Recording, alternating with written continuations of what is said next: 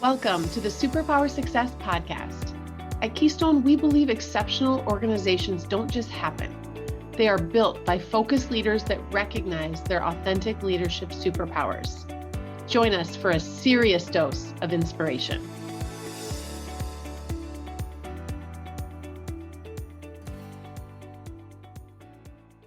Welcome to the Superpower Success Podcast.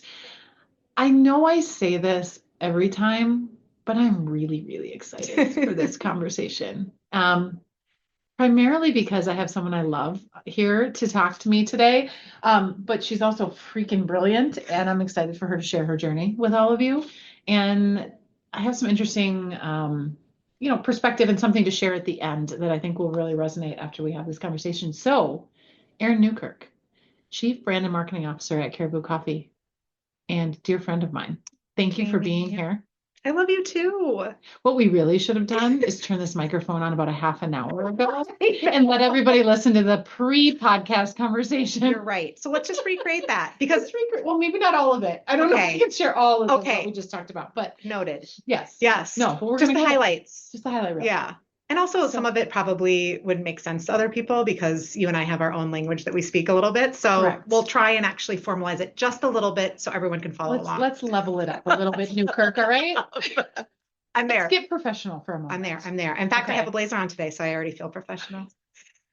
Okay, I want you to start for people who I don't know how they could be living under a rock and not know who you are, but or someone who doesn't know who Caribou Coffee is, clearly a beautiful Minnesota brand that we all want to support. Yes, thank you. Tell us a little bit about your journey, because I know part of your journey. I don't know if I even know all of it, so I'm excited to learn, but I know, like mine, you didn't climb a ladder. You played on the jungle gym when it comes to your career instead, right? I like that. I hope you use that analogy, actually, because that's a good one. Okay, good. Yeah. So tell us a little bit about your jungle gym. Okay, sounds good. And I'll make sure to spend extra time on like swinging from the monkey bars. Okay, so I did have a different background. I grew up in a household, and I really didn't know the answer to this question until like right now. Yeah. So I'm gonna go there, and you can step in and prod along as needed. But I grew up in a household that was the 70s, California, hippie vibe. Nice. I mean, my parents met on a dance floor when my mom broke my dad's love beads and they went crashing all over the floor. They were like some Hollywood party. So I have pretty non-traditional background, I would say, especially for someone in business. Especially for someone who lives in Minnesota now, and everyone else has been from Norwegian roots, which are not That's true. That's true. Yes, definitely not from here. I am from California, and I moved to the Midwest. And when I was in my, I was 8 at the time. So I always laugh because I'm a little bit California and a little bit Detroit, Midwest, a little bit of East Coast. Like I have this really interesting blend that I think has led to why I am on a jungle gym instead of a ladder. Yeah. So I grew up in a very creative household. My mom was a teacher, and then she stayed home with us, and then she got her PhD and became a psychologist when she was in her 50s. My dad was a writer turned artist, and then went to go work and led the creative for Lincoln Mercury. Oh my gosh. Yes, in Michigan. That's hence the move from California, creative, doing cool logos and stuff to, I'm going to uproot my whole family. Let's move to Detroit. And I'm now going to work in an agency, Young and Rubicam, and I'm going to sell cars. Cool. So what was cool about it is that I had a lot of room to play in. Like I didn't have a lot of pressure growing up that I needed to do certain things or have certain experiences. What was hard about that, though, is I got to high school and college and I was like, okay, now what? I didn't really know. What I knew, it wasn't focused. It wasn't focused. It was play, which is beautiful, but it has a yes. So I didn't find business till later in life. I went to college and said, well, I'm a curious person. I think I should go into journalism. And I loved Maria Shriver. I mean, this was before who she is now, right? Yeah. This was like Maria Shriver pre-Arnold even. So it's like an old, but I just thought how cool to ask questions for a living. And what, interestingly enough, at the time, no idea that marketing was asking questions for a living, right? Had no idea of like the business context of it, just knew. But I don't think marketing was a really big thing back then. Like maybe it wasn't certain fields, but I don't remember going to college. I know there was a major. Yes. But I don't remember it being like this big thing. It was, to me, it True. was like in the business school, at least. Right. It wasn't this super creative. Well, that's interesting because I wasn't even in the business school. In fact, Yeah. I didn't even know what the business school was. In fact, if someone dropped me on our campus of undergrad, I'd be like, where's our business school? I don't know. I mean, I spent my time, journalism major, English and sociology minor. So Interesting. yeah, so definitely different. I graduated in 94 and there were like 0 jobs. It was definitely that time, that crunch in time. Through someone I had met through my sorority of all things, which I don't think I'm like really a traditional sorority person, Godspeed, but I met my best friends and my future employer through there. So I have nothing but good things to say. That's how I discovered business. She worked at Kaplan Educational Centers at the time when Kaplan was about like handing out tapes and, like books that you had to erase and write on with the wiper marker things. That's and funny. Study for your GMATs or your, MCATs or. There are people listening right now that don't know what you're talking about. And we are really aging ourselves. I know. Oh, sister, I age myself every day. Just ask my team. Well, we won't send this to our kids. Okay. Listen, because they won't have any idea what we're talking about. No. So please continue. No, in fact, the whole time he would just be cringing. But it's interesting because I started in this business world, not really realizing it was going to be business, not really. I applied for marketing because I was like, oh, this is a job that I can get and make money at. Oh, and by the way, it's in the same town that my now husband, then boyfriend was in, and I just really wanted to live close to him. And so it was like all these random reasons. For a little bit. Yeah. Like, right? It's one of those career decisions. Yes, exactly. And it was the best decision I ever made because I learned about marketing. I learned about business. Kaplan was a big enough company. It had just been acquired by the Washington Post. So they had leadership training and, it was one of those things got invested in. Yeah. And despite myself, I think in my background, I also had a boss who really didn't like working. So she gave me everything and said, great, here, do as much as you want.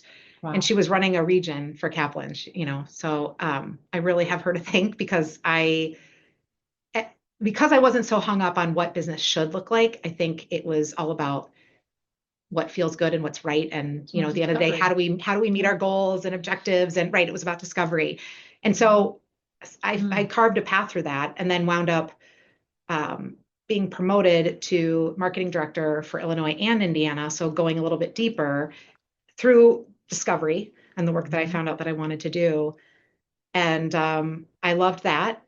But at the same time, when I was ready for a bigger company and to do something a little different, everything that I looked at in marketing was MBA required, MBA suggested, MBA required. And for someone like me, it was like a must because I barely knew what an MBA was. I certainly didn't when I was an undergrad. You didn't have the undergrad, right? Correct.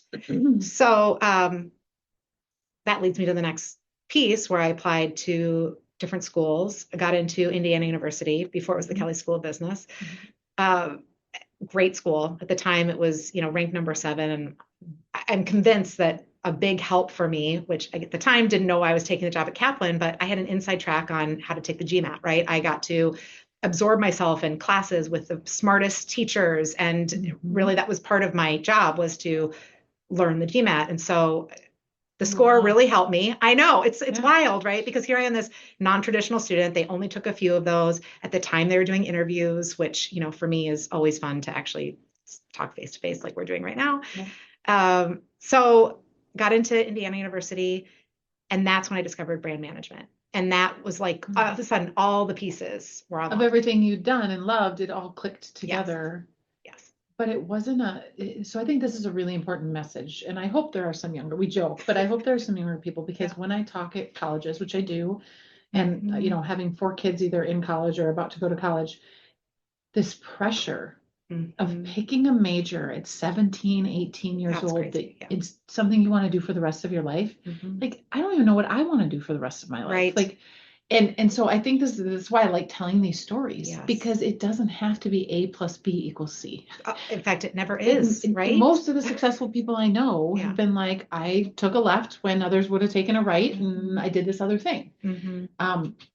But it all does click together in the end. It's not disconnected. Yeah, right. Correct. Success isn't a bunch of disconnected pieces. Correct. They just don't always look traditional. Yes. And I think that the other theme with that is trust what's in your head and your heart and your gut. Like you have to be aligned because that's how I made these decisions. And even once I went into brand management and started at, Pillsbury, which was then quickly acquired by General Mills. So really I was, working on brands like, I started at Pillsbury, moved to Old El Paso. Then I went to Big G Cereals, which is like, oh, you made it in General Mills if you're in Big G Cereals.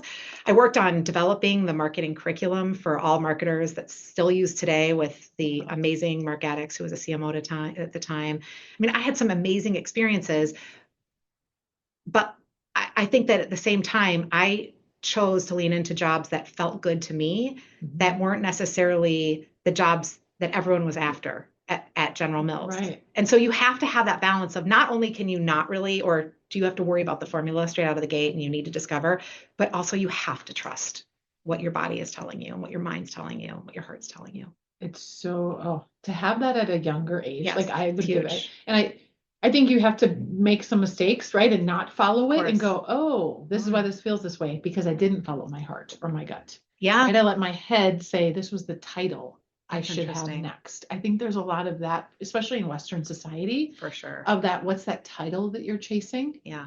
Instead of what's the feeling and the outcome and the impact that you're chasing. Yeah. And I do think in the generational shifts, I hope I see it, Mhm. is these younger generations. And so I want you to talk a little bit about, you're in a place where you've got a lot of young, new ideas. Marketing is becoming just such an exciting place to be. But these younger generations are really showing us that they are willing to follow their heart. Yes. Yes. And they're not willing to settle. Right. For what society tells them they're supposed to do next. And we're all like, what's wrong with them? And I'm looking at them going like, what's right with them? Exactly. What are we And what's wrong with us? What's wrong with us? Yes. As a person who suffers from chronic migraines, it's like, why am I working my brain so hard? Yes. That some mornings it's like, oh, I can't do anymore. Yeah. Right.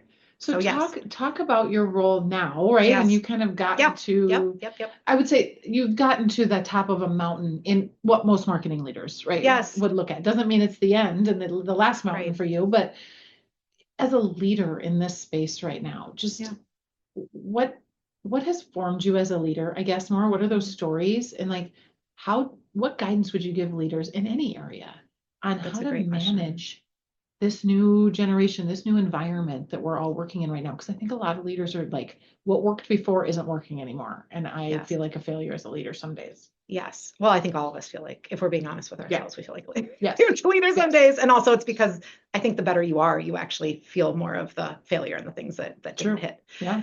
And one thing I will definitely, I love that question. And I will talk to that because I speak a lot on that within the realm of the category that we're in at Caribou and, some of the other pieces of a brand that's playful. And yet at the end of the day, we have a board that, every quarter we go and, report results to. So both things are true and they can be true. But one thing you said that I thought was really interesting is I made mistakes earlier, but I continued to make them throughout. I think I just kept telling myself, and this was my part that I was an entrepreneur for a while. Well, I kind of still have that mindset, I think.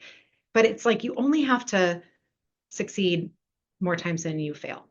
You don't have to, not everything has to be a home run. In fact, it can't be. Not everything even has to be a hit, right? You can strike out. And sometimes actually, because things work for us, not to us, it informs just as much of your journey as the things that feel really good. Like I made a huge career error at one point in time, and I won't call out what it was, but it was after I sold my startup and I thought, gosh, I could make a difference in an industry that really doesn't want differences to be made. And I mean, my ego was 100% in on that one to say, oh, I can do it. I can do it, and I realized, no, I can't. And that's okay.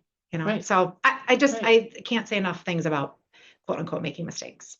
So how does that, so how do you take that as a leader? How do you think that shaped you, some of those mistakes or things you've learned? Because we've all learned from people and leaders we don't want. Some of the lessons aren't great and some of them are really great. Yeah. And we won't name those leaders, right? But what are some of those That's moments actually when we that turn off. Right. No, I'm kidding. That's the after hours. Maybe that's the next part, the after hours. Yeah.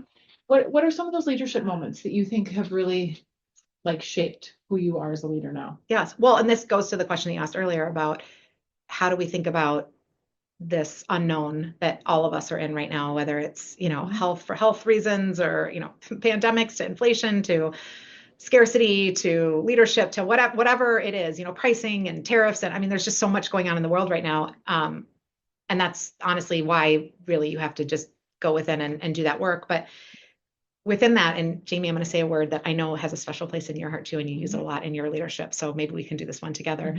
But you have to create containers for greatness.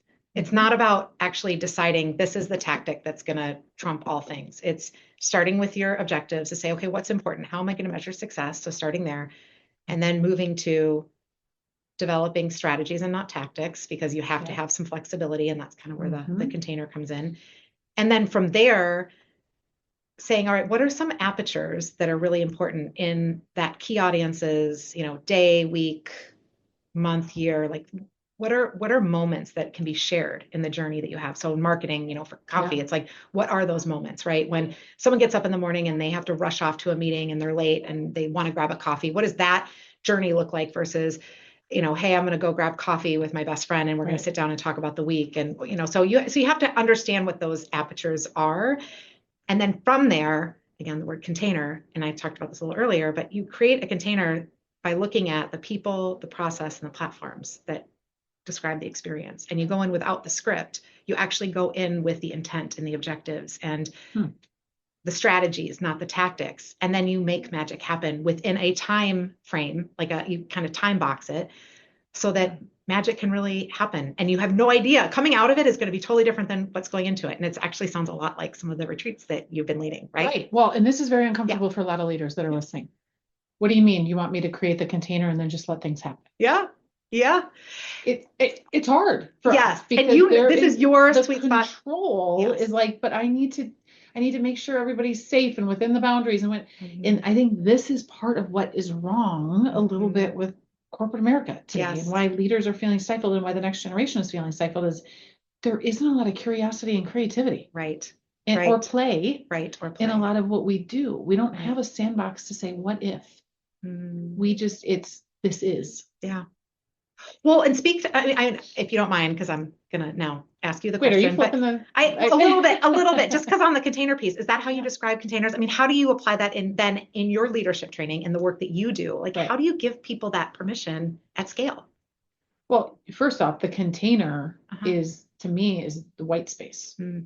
It has to be built in, right? So you have to, and this is where the seasons of leadership, depending on the situation, right? If you're in crisis, it probably looks a little different, right? But if we can build our day-to-day lives, or build day-to-day cultures in our families, in our communities, in our organizations, with a container that is safe, but that it's challenging. And is it right? So it's what you put, the experiences you put into that container, both for yourself and for your team as a leader. And I just think most of us just take the container we're given and say, this is the way I'm supposed to do it. Or someone we learned from, good or bad, and like, this is the way leadership is supposed to be. And we won't step out and say, I'm going to do it differently and I'm going to experiment and see if it works. The greatest, I mean, we could tell stories because we see this, right? We go into organizations. You wouldn't believe some of the things just within teams. It might not even be the whole organization, but what really good leaders are doing to inspire hope, to light a fire, right? To put creativity in, but they're not getting credit for it because the organization is still structured in a certain way and they're just making magic happen in their little corner of the world. But it's got a ripple effect. And so we get the question all the time from leaders is, I feel like I'm working on myself as a leader. The people that are coming to the retreat are having, profound kind of leadership realizations. And then they're like, but all these other leaders around me aren't doing the same work. And my guidance to them is don't worry about them. Kind of control your corner of the world, right? The dent that you can make in all of those people, because the people that you're leading today are going to go off and be leaders for other people. Right. So I can't control what everybody else, I can't control what our politicians do. I can't. No, you can't. But what I can control is how good I am every day, the energy I bring in to here. And I have to live in my community that I've created around me. And I think we just get caught up in other people's containers or things that shouldn't even be in our containers. Yeah, I love that, actually, thinking about other people's containers that were predestined, almost like built not by them, but not even for them, like at them. Correct. And you know, it's interesting because you say that because I know you and I know how you lead, and this goes back to our connection, but I think it's because you have a great sense of my head is telling me this, my heart is telling me this. In fact, you said this before we jumped on the podcast. So this part I'm bringing back up. My gut is telling me this. So, I mean, we have you are migraines aligned because we you just are go to aligned. our head all the time. Right. It's just such a, like, it you has know to be how to get into logical your heart. to do. I don't think most leaders do. And I think that honestly, it is thought of as Woohoo. totally Soft stuff. Right. Even though there's literally science behind your decision making that happens in your heart and the decision making that happens in your gut. Like it's not woo woo, it's science. No, it's science. Well, and back to Simon Sinek's The Golden Circle, right? People, Yes. even as customers, right? You're in marketing. Customers don't buy what you do, they buy why. Yes. Well, it's not the logical brain. It's a different part of the brain. If it is, that is making those decisions, and it's coming from the gut.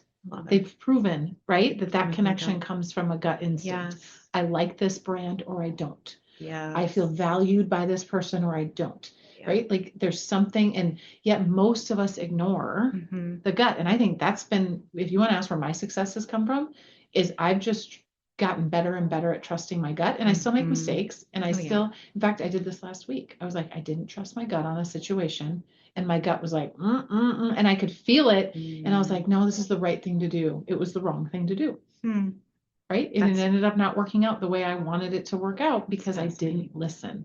And so I think for me, I've just tuned in more. Yes. And I know this is something you are. So I'm going to let the cat out of the bag. You're writing a book on this. I am writing a book on this. And this is such a needed book for leaders on how to connect, because you do still need the logical. The logical is going to protect you. For some ways, it's going to help you assess risk. So it's not to say don't listen to it, but if you're not tuned into all of it, you're not getting a full picture. No. And then the last body part that we haven't talked about yet, your voice then is either distorted or, it hits wrong. It's like, unless you have that full alignment, right? Unless you've done that work, what you actually do and what you say and what you do, which is how I describe like the voice piece, is just not on track with everything else that's inside of you. This is the gap with authenticity that a lot of people are feeling, whether it's brands, whether it's people, leaders, is when it's all from your head, then your voice isn't maybe, you're showing up inauthentic. Yeah, it's a distortion. It's a distortion. I love the word distortion. That's a better way to say it. It's not necessarily bad or good and making judgments there, but it definitely does not take into account the full picture. I mean, look at what's happening. I don't know if we can say this, but like with Target, for example, right now, as a company and the work that they're doing to understand what is Target now versus what it has been and how does it show up? I mean, their voice right now, it's like plastered across every newspaper out there for not being part of Pride this year, it's tough. It's a really hard fight. And I have so many friends there and they're going to listen to this and, this isn't but there's so many companies. So just to be clear, it's so hard to watch. We've had this discussion over the last 2 weeks with a lot of companies behind closed doors. Interesting. There's a lot of companies trying to figure out who they are. It's just like an individual. Who are we in today's day? Totally. And I truly believe, just like some of us leaders or individuals, you can be guided by what you're putting in. Yeah, right. And I think some of these companies have so many inputs from our world could not be more polarized. Right. And truly, a lot of companies don't know how to be right now. Right. They don't know how to reconnect with the soul of their company because they feel the pressure to be one way. I feel for them. I actually feel for them. Same. And that's why I bring it up. I'm not bringing it up out of gloating. I'm bringing it up out of concern and hurt and a ton of compassion, Right. And speaking There's to no it, and easy answer. there is no easy answer, except if you do the work to create the containers, then I think you can find the safe places to execute the hard decisions. Right. That's what I've leaned on too in our work. But the key word in that is to do the hard work. Yeah. And most of us in our organizations, we don't have time for that. We got to just deal with this next thing. And next week, and we got the board meeting coming up. Right. Yeah. We don't stop to do the hard work. And this is the underinvestment in leadership that we are seeing across all sizes of companies. Yeah. And now people are starting to admit it. Right. We have underinvested for 10 years and now we're behind. So when crisis happens or something big, our leaders are not thinking in the right way, right? We haven't created that health in the organization to be able to weather some of these tough discussions, to even be able to have the tough discussions in a healthy way. Right. That is key. having tough discussions in a healthy way, like And that means for people to do that, your entire exec team or your entire whoever it is needs to have healthy containers that they're coming from. Yeah, right.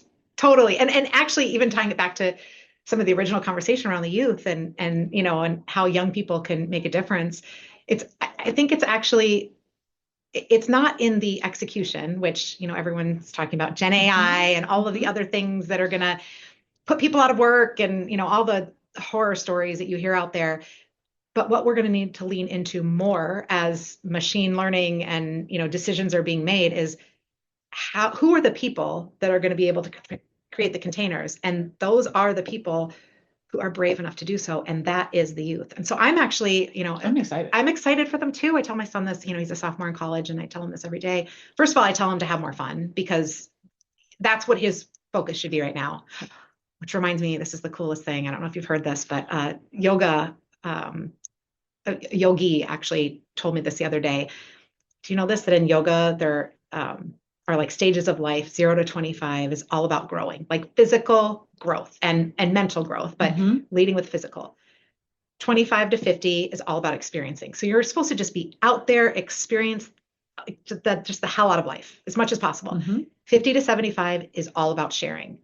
So I know, because I know you're not yet 50, but as a plus 50-year-old, I feel like 80 most days. So I'm in the sharing. I'm actually, what's the next one beyond that? Well, that's actually returning to the earth. So you're not there yet. My husband says I'm the youngest 80-year-old he's ever seen because so I literally feel like, well, yes, every day. It's because you're an empath that takes on a lot of compassion. Right. So that makes sense, but I don't think you're ready yet to, you're actually in a state where you're sharing and you're experiencing and you're sharing. I'm getting ready to share.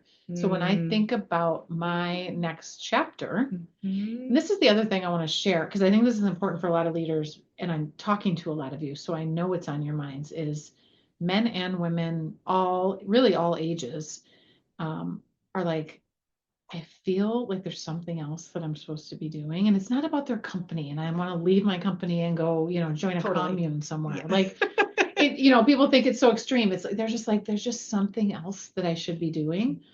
And yet we get caught up in our own success in that 40s and 50s. Our own success is actually what's in our way at this point. Your title, your salary, your awards and accolades and everything you've done to get to this point. And you're looking around going, what's everyone going to think if I just up and do something different right now? Because this is who I am and this is who I'm supposed to be. People look up to me for being the chief brand officer or the CEO. So what? Right. Like, why can't you be both? Yeah. And this is the journey I'm in. I haven't shared a lot about this on the podcast, but Erin knows this. For those of you who have been avid listeners, and maybe you're new, maybe you just joined. I've been doing this for 7.5 years. So it's only taken me 7.5 years to have Ms. Newkirk on the podcast, even though we talk all the time. This is a special moment though. Okay. So you created a container. This is the last episode of the Superpower Success podcast. I might put out one by myself, just explaining why, but you were the perfect guest to end this chapter.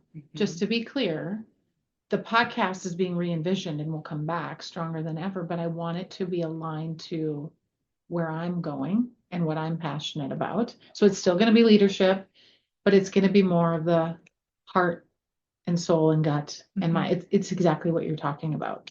And so it's a fun, but it's also scary. Of course. Because you stop something that's clearly worked for 7.5 years and it's added a lot of value to people's lives and my life. Yes.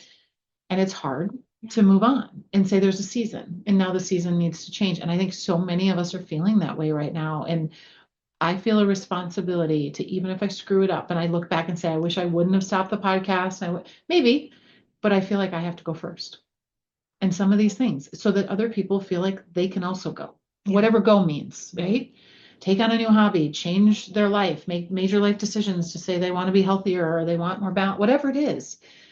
But some of us have to go first, of course, to give other people permission that it's okay. And you're going first because you're feeling it first. You're not only thinking it first, you're feeling it first. Right. In your gut, it's what, and you are one smart gut led / heart / head / all the things. Like you are, I'm just so excited. I'm so excited. And I'm so excited that you're putting it out in the world. I know. And I put out my book for the first time in the world here. right now. So we're both talking about what that next chapter is for both of us. And so for the people listening, and I told you yesterday, I spoke at this women's entrepreneur conference. And my question to them was, what would you do if you weren't afraid? And it's a super simple question, but it's actually pretty profound because we don't realize the impact that fear has on, well, I can't stick my neck out and be a different kind of leader because it wouldn't work in my organization. Or I can't announce that I need to grow as a leader, which some of this is me growing. Like we don't feel like we can talk about those things, and our voice is distorted. Back to your, well, I'll be honest, I'm just exhausted with the distorted voices. So I'm going to stop the distortion. All I can control is me. And I hope it gives other people permission to do the same thing, because that's what our world needs right now, is enough of the chatter. Like, let's get authentic and find our voice and our purpose. And if we live into that, I truly don't think our world will be the way, like it can heal itself, but not if everybody just stands firmly and stubbornly where they're at today. We have to change as leaders. And that's my next chapter. It's retreats. It's conversations like this. And books like yours. That's what I want to give voice to, because I think we have to be dealers of hope instead of engaging in what's happening. Oh my gosh. Yay. Mic drop. We're both a little teary, I think. That was beautiful. We can have an impact, each of us in our own little way. And I think the only failure is if we choose not to step into it, whatever that means. So that's probably the guidance for people that are listening, who thank you for those of you who love this podcast. And I will be back. I need some white space to recreate it and say, what do I want it to be after this much time? But it will come back. It will come back stronger and more impactful. But the challenge to each of you is, where do you need to check in a different way with your heart and your gut? And where does your voice need to come out more authentically? Love that. Is that a great place to stop? It's a great place to stop. Oh, Tammy. I saved you for 7.5 years. That's what it was. The universe was like, she needs to be on now. That happens. Well, and that is the whole, not doing ego-led decisions, but doing heart-led decisions. So I'm with you, sister. Thank you for being here and for helping to open up this conversation. I think it's a really important one, and it's one that sets the stage for everything you and I both, in our own ways, want to do in these next chapter of our lives. So, and thank you to I think I'm going to do one more podcast just by myself and, kind of talk about what's coming next in a little more detail so everybody knows. But, to the listeners and to the people, I get notes every week. I'm like, I listened to this podcast, and that might have been the only one they ever listened to. That's fine, but it impacted me in some way. And so this has been a labor of love for 7.5 years, and it will live on in some way. And all of you listening, you know where to find me, right? I mean, you can follow along with what I'm doing and hopefully putting out light into the world and, social media and other places. But thank you for being part of this community. That's what we need right now, is we have to start listening to people who want to be light in the dark instead of the people who choose to stay in the darkness and want to lead from that point. It's not what's right for our souls to be able to move forward and do what we're supposed to do. So I appreciate everybody who's been part of this community for so long. And thank you, Jamie, for leading this conversation for the last 7.5 years. I got the right people around me to help give me the confidence to do these types of things and to put my voice out there. So you're one of those people, and I appreciate you. Thank you. Appreciate you. All right. Thanks everybody for being here and for listening in. Thanks so much for listening. If you enjoyed this episode, make sure and hit that subscribe button so you get the latest episodes as soon as we release them. And remember to keep maximizing your unique leadership superpowers. It truly is the key to building success, both in your career and in life.